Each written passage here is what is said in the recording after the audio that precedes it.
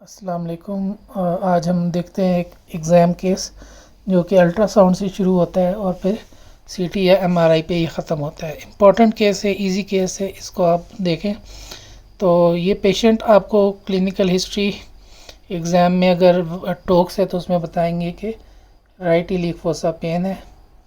Viva में movement नहीं बताते और या ये बोलेंगे कि mass like feeling in the right iliac fossa. तो राइट इलिक फोसा में मैस लाइक फीलिंग या पेन के साथ पेशेंट आता है। What is the first modality? Ultrasound to rule out appendicitis. तो हमने जब इसका अल्ट्रासाउंड किया, इसमें कलर डॉपलर भी है, तो हमें एक ब्लाइंड एंडिंग ट्यूबुलर स्ट्रक्चर मिल रहा है। ऑफ कोर्स ये आपके पास ब्लाइंड एंडिंग ट्यूबुलर स्ट्रक्चर है।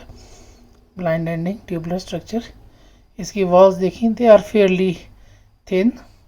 अंदर सारा मटेरियल जो है वो एक एनइकोइक मटेरियल है जिसने इसको डिस्टेंड किया हुआ है।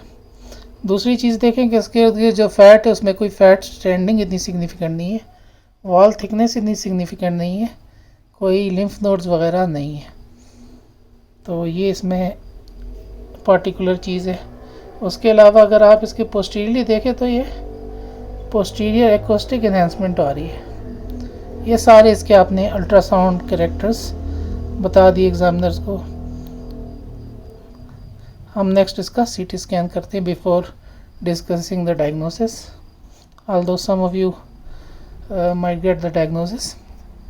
तो नेक्स्ट हम देखें तो नेक्स्ट में हमने सीटी कराया, एक्सियल सीटी है पोस्ट कॉन्ट्रास्ट। तो उसमें हमें सीकम से एक सॉसेज शेप्ड कह लें, ट्यूबुलर कह लें, स्ट्रक्चर निकल रहा है जो ब्लाइंड एंडिंग है। Obviously it is appendix. Wall thickness जो मैंने कहा था आपको, अगर मैं इसको हटा दूं तो wall thickness is not that significantly increased, but there is little bit of fat stranding but not that much, and there are no side significant lymph nodes surrounding.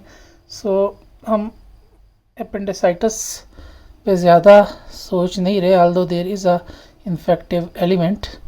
और एक और चीज़ आप देखें तो इधर ये कर्वीलीनियर से कैल्सिफिकेशन आ रही है, कर्वीलीनियर से कैल्सिफिकेशन। तो अगर हमारे पास ये फाइंडिंग हो, यानी हमारे पास अगर ये देखते हैं, अगर हमारे पास अपेंडिक्स है वो फ्लूइड डिस्टेंडेड हो, उसमें ज़्यादा स्ट्रैंडिंग ना हो, ज़्यादा वॉल थिकनेस ना हो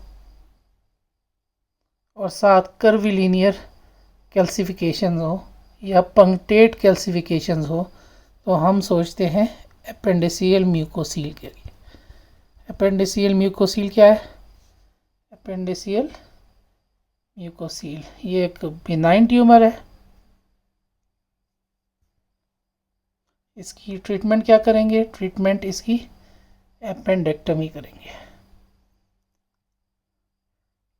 इसको हम कार्सिनोमा से कैसे डिफरेंशिएट करेंगे कि ये बिनाइन म्यूकोसील है या कोई मेलिग्नेंसी की तरफ ये नहीं जा रहा। तो जब मेलिग्नेंट हमारे पास जो म्यूसिनस ट्यूमर होता है उसमें wall thickness, irregular wall thickness ज़्यादा होती है, although it's not a very specific sign, but it if there is a hyper enhancing mass or there is irregularity, then it suggests कि ये मेलिग्नेंसी की तरफ है। तो म्यूसिनस सिस्ट एडिनोकार्सिनोमा उसमें हम ज़्यादा सोच सकते हैं। और हमारे पास जो 50% पेशेंट्स होते हैं वो वॉल कैल्सिफिकेशंस के साथ प्रेजेंट करते हैं। Wall calcification is seen in the 50% of patients and it is highly suggestive of appendiceal mucocele। और अगर बिनाइन है तो अपेंडेक्टमी करेंगे, लेकिन अगर हमें लग रहा है कि ये म्यूसिनस एडिनोकार्सिनोमा है तो फिर इसकी राइट हेमिकोलेक्टमी भी होती है, राइट हेमिकोलेक्टमी। और इसकी कॉम्प्लिकेशन क्या है? तो दो चीज़ें आप इसमें सोचते हैं जो कि रेडियोपीडिया में भी लिखी है, दो कॉम्प्लिकेशंस। एक कॉम्प्लिकेशन तो इसकी होगी कि ये सूडोमिक्सोमा पेरिटोनाई करता है। सूडोपेक्सोमा पेरिटोनाई का काज मेल्स में मोस्ट कॉमन जो है वो ये जो है एपेंडिसियल म्यूकोसील है।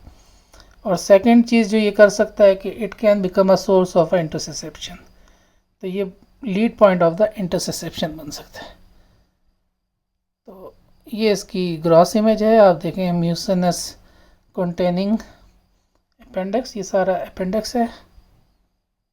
लेट्स सी, ये ग्रॉस स्पेसिमेन है, ये सारा अपेंडिक्स है और इसके अंदर ये सारा म्यूसिनस मटेरियल है जो अल्ट्रासाउंड में हमें एनेकोइक मिल रहा था और पोस्टीरियर एकॉस्टिक इन्हेंसमेंट कर रहा था। वॉल देखें, वॉल को इतनी ज़्यादा थिकन्ड नहीं है। तो this is the case of appendiceal mucocele. Thank you.